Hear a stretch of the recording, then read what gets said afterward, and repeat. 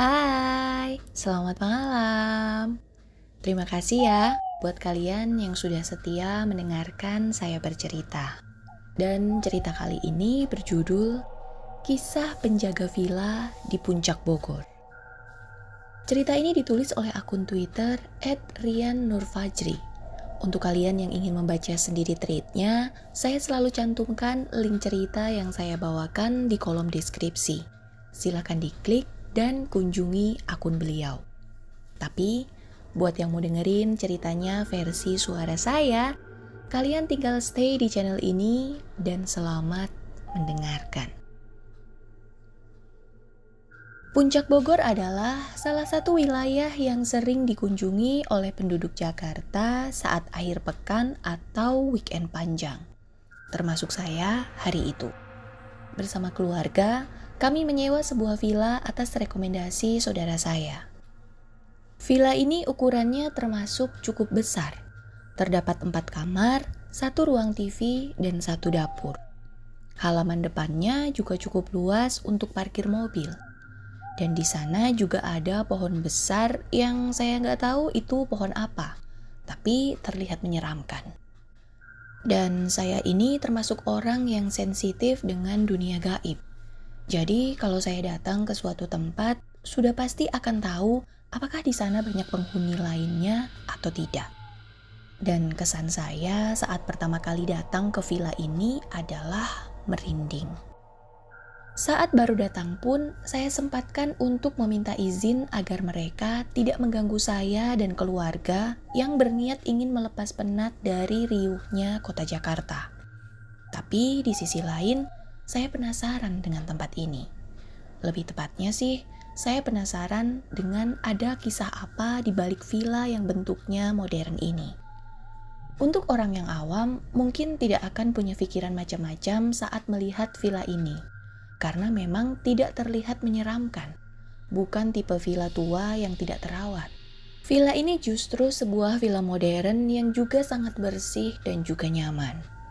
Oh iya, saat kami sampai, kami langsung disambut oleh laki-laki yang berperawakan cukup tua. Nama beliau adalah Pak Barito. Beliau ditugaskan oleh sang pemilik untuk menjaga villa ini. Dan sehari-hari, beliau tidur di rumah kecil yang berada tepat di belakang villa. Padahal beliau ini asli orang situ, tapi lebih memilih tinggal di sana. Karena anak-anaknya sudah menikah lalu merantau dengan keluarganya. Sementara istrinya sudah cukup lama meninggal dikarenakan sakit. Oke, sekarang kita mulai ceritanya. Waktu itu hari sudah menjelang malam. Dan saya akui memang, saat malam tiba, suasana di dalam villa ini cukup berubah drastis dibandingkan saat siang hari. Tapi untuk orang yang tidak bisa merasakan, pasti akan biasa saja. Itulah yang jadi niat saya untuk menghampiri Pak Barito. Karena menjaga villa yang cukup besar dan aura mistis yang kuat bukan hal mudah. Dalam pikiran saya, pasti Pak Barito sering mengalami hal aneh selama menjaga villa ini.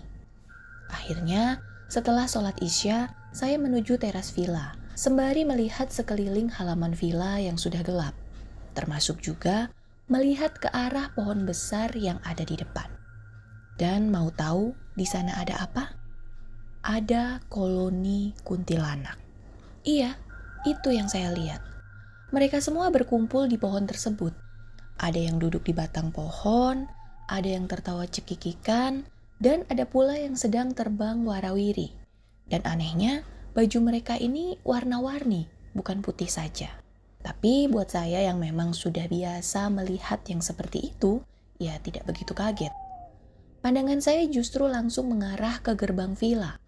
Karena di sana ada 2 sosok hitam besar berdiri di antara pagar villa. Sosok tersebut terkesan seperti penjaga. Entah menjaga dari apa, tapi ya seperti itulah kesan saya saat melihatnya. Bisa jadi mereka ini menjaga dari kiriman gaib atau dari pencuri. Beberapa saat kemudian, Pak Barito muncul dari arah belakang villa dan menyapa saya. "Dek," sapanya sambil tersenyum. Iya Pak," jawab saya yang juga tersenyum. "Saya mau ke warung, Ada yang mau dititip nggak, Dek? Tanya Pak Barito. Ah, nggak ada, Pak, jawabku. Beliau pun langsung menuju luar villa. Sementara itu, saya kembali masuk ke dalam karena waktu itu ibu memanggil untuk makan bersama. Sebenarnya villa ini nyaman, tapi untuk yang paham dengan dunia lain akan jadi gangguan tersendiri dengan hawanya. Begitupun dengan saya. Karena semakin lama dada terasa sesak dan juga semakin terasa gerah. Waktu itu saya pun langsung menuju teras depan. Karena sumpah saya tidak kuat dengan rasa gerah di dalam villa. Saya kemudian memutuskan untuk jalan-jalan kecil di halaman depan villa sembari menikmati hawa dingin puncak. Saat sudah di depan pagar villa, saya menoleh ke kanan. Dan langsung terlihat rumah kecil dengan lampu redupnya. Saat saya sedang menuju ke sana, secara kebetulan Pak Barito keluar dari arah dalam. "Loh, Dek, ngapain di sini?" tanya Pak Barito. "Ah, enggak, Pak. Saya cuma jalan-jalan aja menikmati hawa dingin. Abis di dalam gerah banget." "Gerah? Kok bisa?" tanya Pak Barito dengan sedikit heran. Sudah, nggak usah dijawab. Saya paham kok, ucap Pak Barito memotong kata-kata saya sembari tersenyum. Beliau pun langsung mengajak saya untuk duduk di bangku depan rumahnya. Kemudian beliau mulai berbincang asal mula dirinya berjaga di sini hingga kejadian mistis yang beliau alami. Waktu itu, saya pun langsung fokus mendengar ceritanya. Beliau sudah berjaga di villa ini selama 10 tahun lebih, mulai dari istrinya masih ada hingga wafat. Awalnya, beliau berdua dengan sang istri, dan saat kemudian istrinya meninggal, beliau ragu apakah ingin lanjut menjaga villa ini atau tidak. Kebutuhan sehari-harilah yang jadi pertimbangan beliau untuk tetap berjaga. Dan karena rumah asli beliau kosong setelah istrinya meninggal dan anaknya menikah, rumah itu pun kemudian dijual dan akhirnya sekarang Pak Barito tinggal di rumah kecil ini. "Pak, udah ngalamin hal apa aja di sini?" tanya saya penasaran. "Maksudnya, Dek?" "Iya, Bapak udah ngalamin kejadian seram apa aja selama jaga villa ini?" "Oh itu, banyak lah, Dek," jawabnya sembari tertawa kecil. "Ceritain dong, Pak."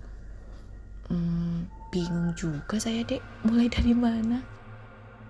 "Ya, Bapak mulai dari pertama kali diusilin sama penghuni sini aja, Pak," jawabku. Pak Barito pun terdiam sejenak. Beliau seperti sedang mengingat kejadian demi kejadian. "Awal mula saya digangguin yaitu pas udah sebulan jaga di sini, Dek. Kalau nggak ada yang sewa villa ini, setiap pagi dan sore saya bersih-bersih dari dalam sampai luar. Nah, saat saya sedang bersihkan bagian dalam rumah, pintu lemari kaca terbuka sendiri." "Lemari kaca yang di atas itu, Pak?" "Iya, yang di lantai 2 itu. Kalau adik perhatiin, lemari itu kan jauh dari jendela. Dan saya juga inget banget, gak ada angin waktu lemari kaca itu terbuka." "Terus, Pak?" "Ya, waktu tiba-tiba kebuka itu saya nengok. Dan sempat bingung juga, kok bisa kebuka sendiri? Karena kan itu tadi, jendelanya jauh. Udah gitu pintu lemarinya juga cukup berat. Heran saya, kok bisa kebuka sendiri? Tapi ya sudah, saya tutup lagi aja. Dan di situ masih masa bodoh saya. Saya pun lanjut bersih-bersih lagi nih, Dek. Kali ini bersih-bersih kamar. Nah, setelah selesai bersih-bersih kamar, saya lihat pintu lemari kaca itu kebuka lagi. Bingung dong saya. Saya mikir, masa ada yang iseng sih? Kan saya sendirian di dalam. "Mungkin rusak kali, Pak?" tanya saya. "Ya enggak lah, Dek. Saya kan sering bersih-bersih. Dan baru itu si lemari kebuka sendiri," jawab Pak Barito. "Terus gimana, Pak?" "Ya saya tutup lagi. Nah, di sini saya udah mulai merinding pas tutup lemari itu. Abis itu saya langsung aja buru-buru turun ke bawah." "Berarti itu pertama kalinya dalam hidup Bapak diganggu sama mereka?" tanya saya penasaran. "Oh enggak, Dulu sebelum jaga villa ini kan saya sering ronda malam. Dan kadang-kadang suka diisengin dek. Dilempar batu lah, pasir lah, gitu dek. Cuma kan tetap aja, walau sering gimana pun kalau pas diusilin ya merinding juga bawaannya. Jelas Pak Barito sembari tertawa. Walah, kirain Bapak belum pernah Pak. Terus apalagi Pak? Pak Barito pun kembali diam sejenak mengingat-ingat. Oh iya, ini kejadiannya pas maghrib. Waktu itu saya ke lantai 2 buat nyalain lampu. Nah, selesai nyalain, saya turun ke bawah. Tapi pas di tengah tangga, saya dengar suara ceklek gitu. Saya berhenti dan lihat ke atas, ternyata lampunya mati lagi. Kan kedengeran ya kalau ada yang pencet saklar lampu. Nah, itu saya dengar. Terus saya naik lagi, saya nyalain lagi. Nah, pas turun, mati lagi. Begitu sampai 3 kali dek, saya bolak-balik. Sampai akhirnya saya ngomong gini aja sendiri. Mohon maaf, kalau ngeganggu, saya nggak ada niatan jelek sama sekali. Tolong jangan ganggu saya. Gitu dek. Nah, setelah saya bilang begitu, saya nyalain lagi lampunya dan udah nggak mati lagi. Padahal mah saya udah merinding banget di situ. Oh, jadi ngerti ya mereka pas Bapak ngomong gitu? Tanya saya sembari tertawa kecil. Ya nggak tahu kalau itu, jawab Pak Barito sambil tertawa. Terus lanjut Pak. Kalau ini kejadiannya pas maghrib juga, di lantai bawah sekarang. Kadang saya juga suka iseng nonton TV deh, kalau misalnya lagi males balik ke sini. Nah, pas saya lagi nonton TV, ada suara anak kecil ketawa di lantai atas. Samar-samar sih suaranya, jadinya ya saya kira dari TV suara ketawa itu. Tapi saya langsung sadar kalau acara yang lagi saya tonton itu gak ada pemeran anak kecilnya. Lebih jelasnya gak ada bagian tertawa dek. Tapi di situ saya masih dengar suara ketawa anak kecil itu, walaupun pelan banget. Dan karena penasaran, saya kecilin deh itu volume suara TV. Disitulah saya sadar kalau asal suara tertawa tersebut dari lantai atas. Saya sih cuma diem aja waktu itu. Biarinlah mereka main. Saya nggak mau ganggu. Nah, nggak lama malah kedengeran suara orang lari-lari dek. Dari arah atas juga. Jelas banget sampai saya kaget. Lari pak? Iya, kayak lagi kejar-kejaran gitu. Terus pak? Ya saya lihat ke atas. Padahal ya ngeri juga sebenarnya. Takut ada yang nongol. Suara lari itu mengarah ke tangga. Dan saya benar-benar dengar. Jelas banget ada yang lari di tangga. Tapi gak ada wujudnya. Cuma suaranya doang. Di situ saya langsung matiin TV dan pergi keluar. Serius pak? Iya, berani sumpah saya. Dan sebagai informasi saja, tangga di villa tersebut memang terbuat dari kayu.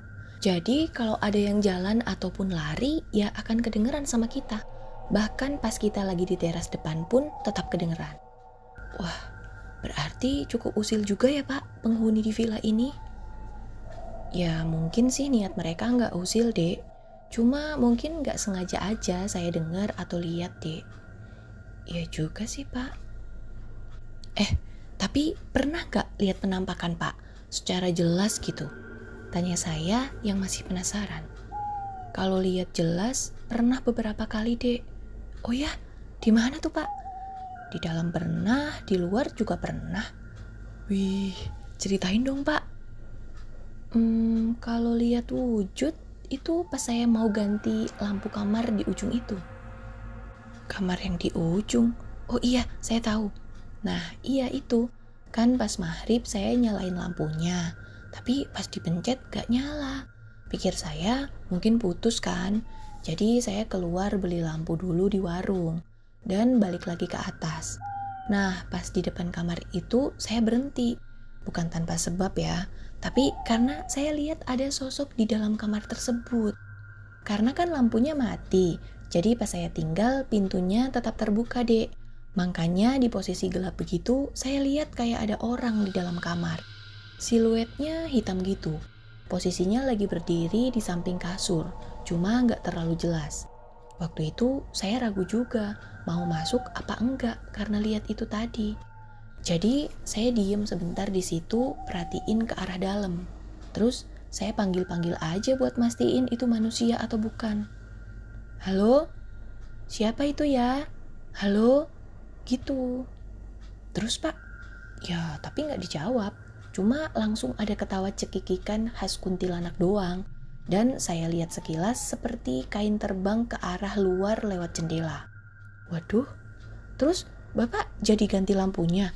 Ya enggak lah, udah males saya kalau udah habis lihat begituan. Lemes deh bawaannya. Jadi baru saya ganti besok siangnya. Untung lagi gak ada tamu yang sewa villa. Tapi yang punya villa ini tahu gak sih Pak kalau Bapak suka digangguin gitu di sini? Ya enggak lah Dek, ngapain juga saya cerita hal begituan ke mereka? Lah, kenapa emang Pak? Gini Dek, hal kayak gitu pasti ada. Mau dimanapun kita, mereka pasti ada Dek. Cuma tergantung kitanya, sopan atau enggak di tempat tersebut.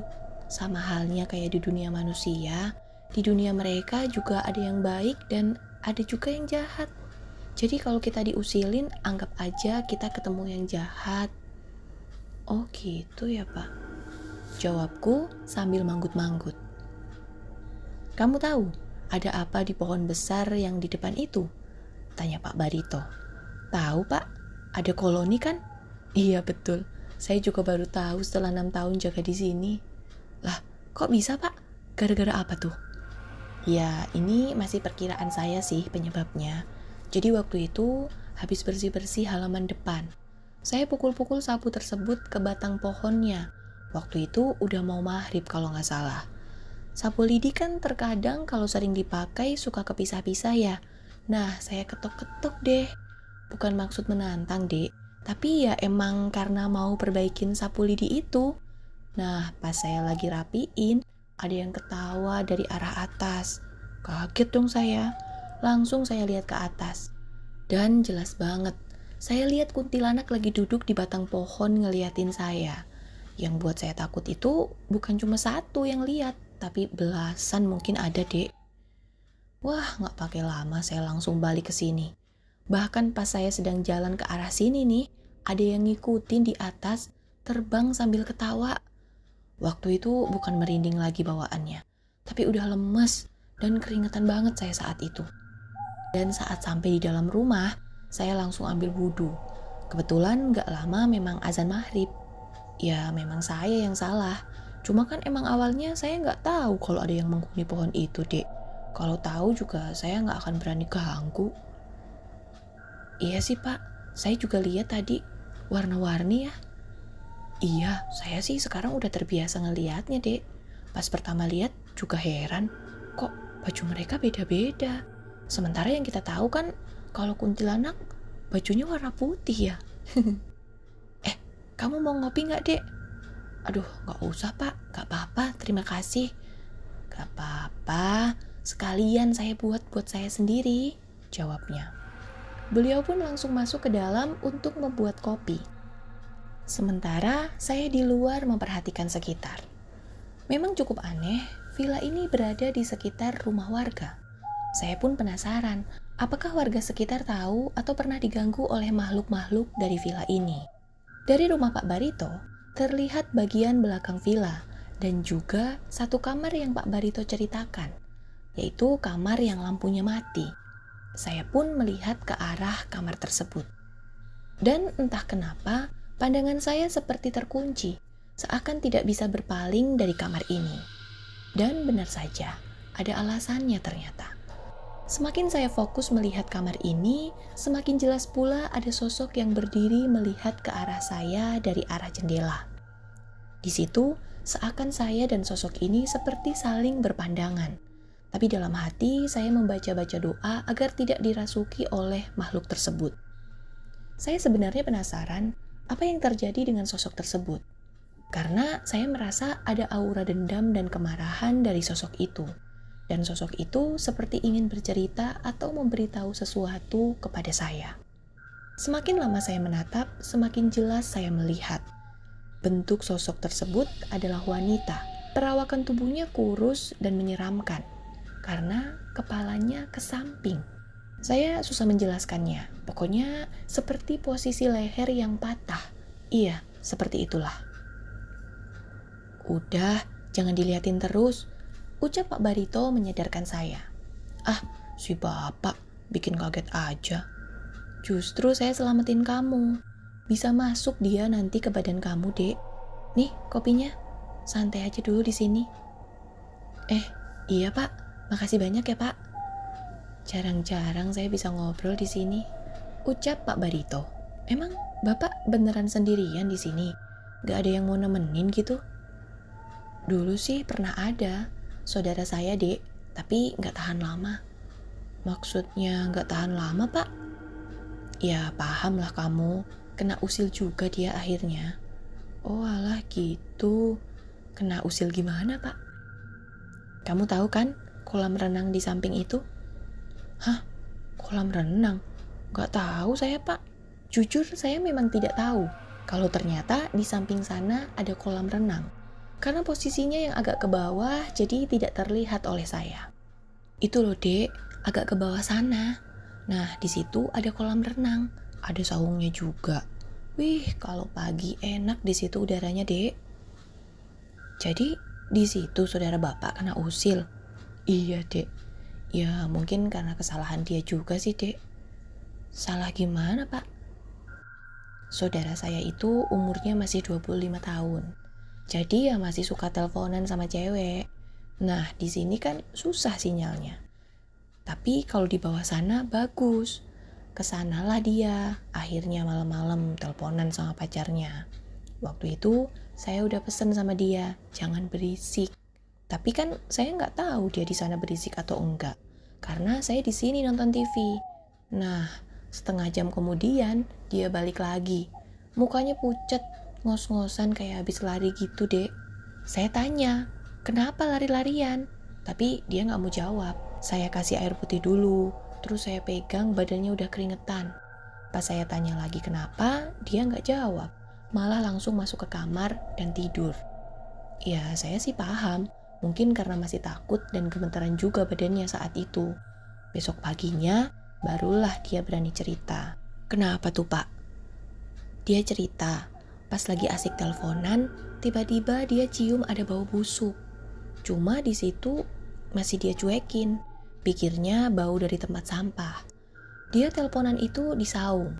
Nah, pas tangan dia ke belakang, dia ngerasa kayak ada sesuatu yang keras kepegang sama tangannya. Nengoklah dia ke belakang. Ternyata pas dia lihat, itu adalah kepala dengan kondisi muka yang hancur. Kagetlah dia dan langsung balik ke sini. Itu kepala doang, Pak? Tanpa badannya gitu? Iya, kepala doang. Wah, saya langsung nanya, kamu berisik gak teleponannya? Tapi dia gak ngaku. Iya, saya tanya terus. Sampai akhirnya dia ngaku juga kalau dia ketawa-tawa kenceng. Itulah kenapa akhirnya dia kena usil. Padahal kan saya udah bilang jangan berisik. Cuma emang susah dibilanginnya, jadi kena kan. Tapi emang di sana ada, Pak? Atau Bapak pernah lihat juga? Iya, pernah. Kalau malam kan kadang saya suka muterin villa ini, Dek. Cek sekitar takut ada maling, atau kalau enggak cek jendela takutnya ada yang enggak ketutup. Nah, pas di dekat kolam renang, saya lihat ada yang lagi duduk di pinggiran kolam renang. Cewek. Cuma posisi dia ngebelakangin saya. Tapi saya tahu itu cewek karena rambutnya panjang banget sampai tanah, Dek. Cuma ya karena saya nggak mau ganggu, ya saya tinggal aja. Itu sekali doang, Pak, lihatnya. Enggak sih. Udah 4 kali kalau nggak salah. Dan posisinya selalu sama. Apa mungkin pernah ada kejadian gitu, Pak, di kolam renang? Sampai ada sosok di tempat yang sama? Tanyaku. Cuma pertanyaan ini hanya dijawab dengan senyuman oleh Pak Barito. Mungkin biar jadi rahasia maksud beliau. Dan saya pun tidak lanjut bertanya. Berarti karena itu saudara Bapak pulang? Iya. Dan dia gak mau lagi balik ke sini, ucap Pak Barito sambil tertawa. Nah, itu pelajaran buat kita. Sopanlah kalau kita berada di tempat yang baru. Karena kita kan gak tahu mereka terganggu atau tidak. Tapi Pak, saya penasaran deh dengan yang di kamar itu, yang saya lihat tadi. Oh, yang itu. Saya mau ceritakan. Tapi tolong dirahasiakan ya, tempat sama nama saya kalau mau cerita ini ke orang lain. Oh, jelas Pak, saya janji. Jadi, sosok yang ada di kamar itu adalah orang yang pernah gantung diri di kamar tersebut. Wah, saya yang mendengar ucapan Pak Barito pun langsung kaget, karena posisi kamar saya bersebelahan dengan kamar itu. Gantung diri gimana, Pak? Gini, jadi 3 tahun yang lalu seingat saya, pernah ada segerombolan anak muda yang menyewa villa ini untuk 1 minggu. Yang saya tahu, mereka semua berasal dari Tangerang. Tiap malam saya mendengar mereka berisik tertawa, nyanyi-nyanyi dan teriak-teriak tidak jelas. Ya, saya tidak bisa melarang juga. Tapi kan saya juga tahu resikonya kalau terjadi sesuatu karena mereka sangat berisik di sini. Sampai akhirnya, malam kelima terjadilah kejadian yang saya tidak harapkan. Saya lupa jam berapa malam itu, cuma yang pasti tengah malam. Saat itu saya sudah tidur. Tiba-tiba terbangun karena mendengar suara teriakan cewek dari arah dalam villa. Bahkan karena teriakan tersebut sangat keras, membuat beberapa bapak-bapak yang sedang ronda datang ke sini, Dek. Nah, saya langsung bangun dan lari ke arah dalam villa. Tapi di lantai bawah sepi. Saya langsung naik ke atas dan melihat mereka sedang berkumpul di depan kamar tersebut. Saya pun langsung tanya, ada apa ribut-ribut teriak-teriak malam begini? Dan pandangan saya langsung mengarah ke dalam kamar. Ada tubuh manusia yang sudah menggantung di sana. Sosoknya perempuan. Saya nggak tahu apa motif dan penyebab dia gantung diri. Tapi yang saya dengar dari kepolisian adalah karena pacarnya ketahuan selingkuh dengan cewek lain, Dek. Akhirnya dia nekat gantung diri. Pantas aja, saya lihat posisi kepalanya itu miring ke kanan, Pak. Posisi seperti leher patah gitu. Iya, mungkin karena gantung diri itu penyebabnya, hingga arwahnya nggak tenang dengan kondisi seperti itu. Itulah kenapa, Dek. Kamu kan masih muda, jangan berpikiran pendek. Masalah cinta itu biasa. Kita akan ditemukan oleh jodoh di saat mental kita udah terbentuk dari rasa sakit akibat pengkhianatan dan kekecewaan. Sekarang kamu lihat sendiri kan, akibat dari pendeknya pikiran dia, sekarang dia menyesal, udah mengakhiri hidupnya.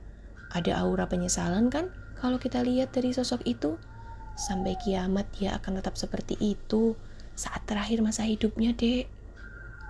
Iya sih, Pak. Cuma ya kasihan juga sebenarnya ngelihat kondisi sosoknya kayak gitu, Pak.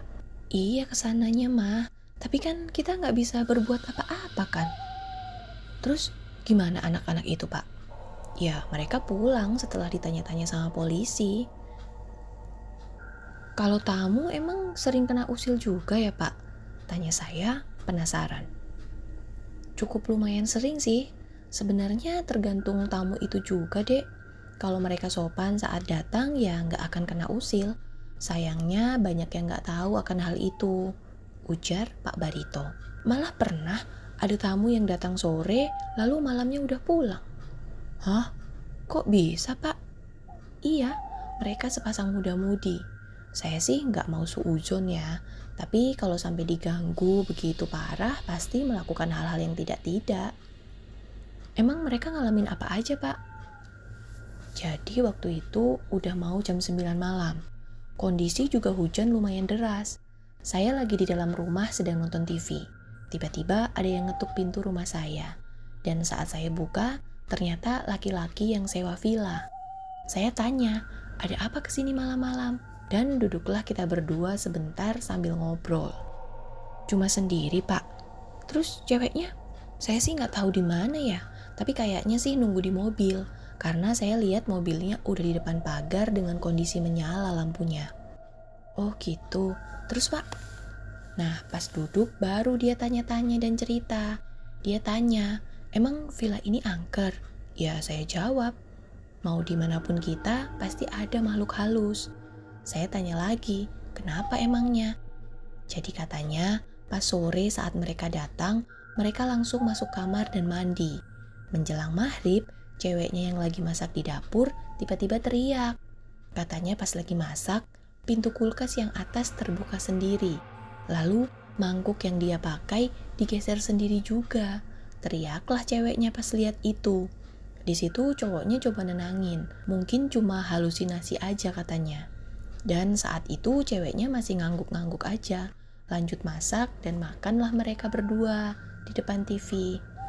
Nah, saat mereka sedang makan, pintu kamar atas terdengar seperti ada yang ngebanting. Kayak orang lagi marah terus masuk kamar banting pintu gitu. Ya kaget lah mereka berdua. Si cowok ini lalu beraniin diri buat naik ke atas. Dan ternyata pintunya kebuka. Ya dianya bingung. Soalnya dari mana asal suara pintu itu kalau pintunya aja kebuka. Akhirnya si cowok turun. Pura-pura bilang kalau gara-gara ketiup angin makanya pintunya nutup sendiri. Dan si ceweknya ya masih iya-iya aja. Sempat tenang tuh mereka sampai jam 8. Nah, sampai akhirnya ada hal yang membuat mereka yakin buat pergi, yaitu saat mereka sedang di kamar. Mereka berdua ini seperti mendengar suara cewek nangis.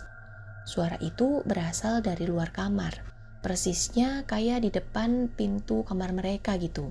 Ya, saya sih nggak tahu ya mereka sedang apa waktu itu. Tapi katanya saat itu juga mereka berdua langsung diam. Tapi baik si cewek maupun si cowok udah mulai ketakutan. Dan suara nangisnya pun semakin lama semakin kenceng. Nah, disitulah mereka memutuskan untuk langsung pergi. Tapi pas mereka keluar kamar nggak ada siapa-siapa, Pak? Tanya aku. Katanya sih nggak ada. Itulah yang bikin mereka semakin yakin buat pergi. Si cowok langsung kesini kasih kunci villa. Astaga, sayang banget dong.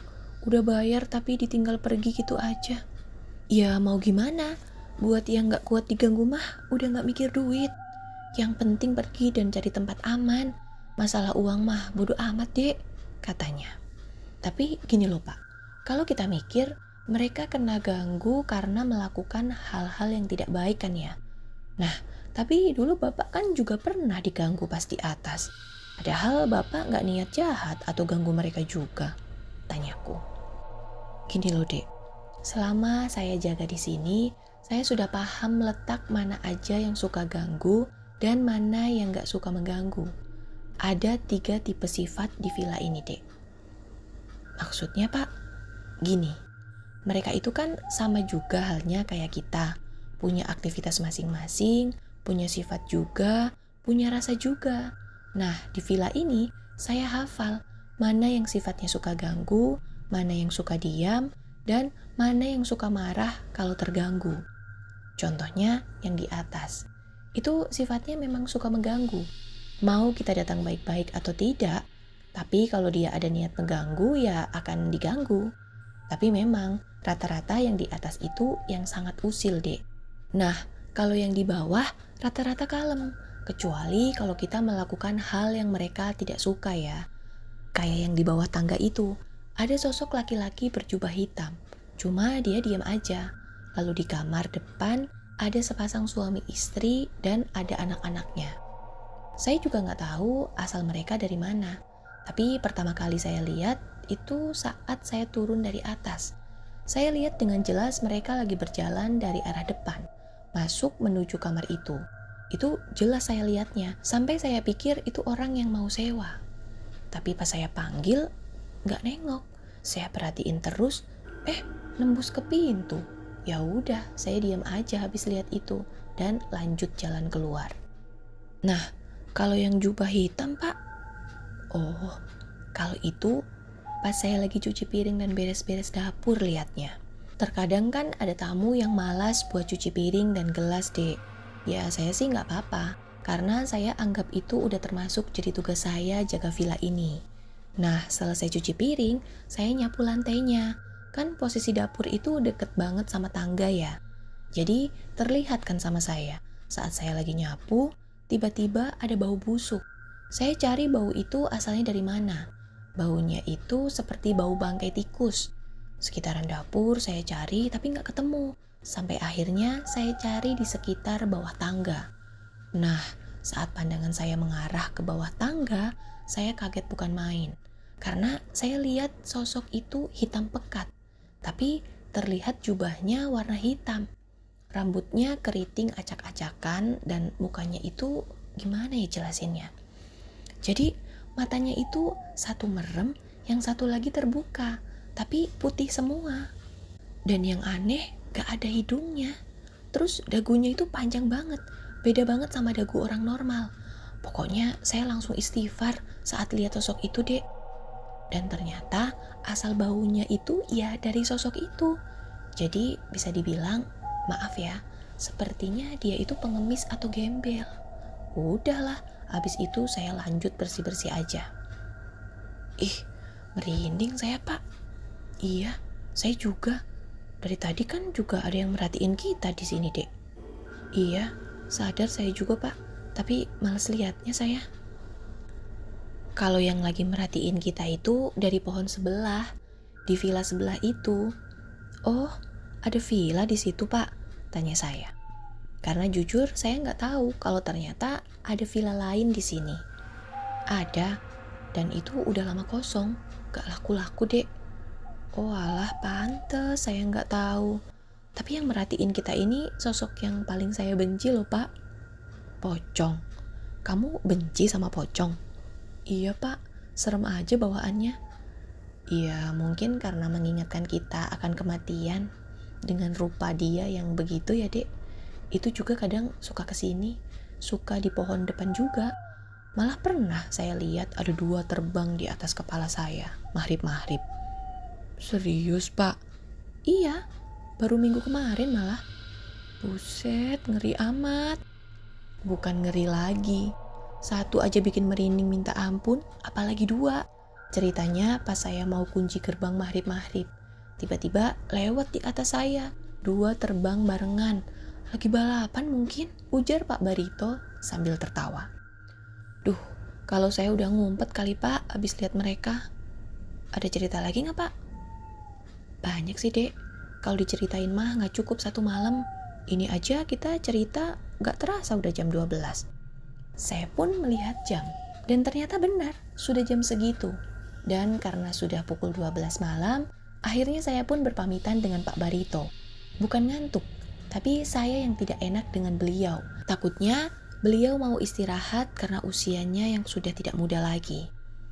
Sayangnya saya hanya menginap 1 malam di sana. Dan siangnya sudah harus check out. Jadi saya tidak bisa lagi mendengar ceritanya. Tapi saya sudah janji akan balik menginap di villa ini lagi. Karena Pak Barito bilang ada 1 cerita yang benar-benar tragis di villa ini. Sekian cerita seram kali ini. Semoga bisa mencukupi asupan horor kalian malam ini. Jika kalian suka, silakan klik tombol like. Dan jika kalian berkenan, boleh banget dukung saya dengan cara klik tombol subscribe channel ini. Sugeng Dalu!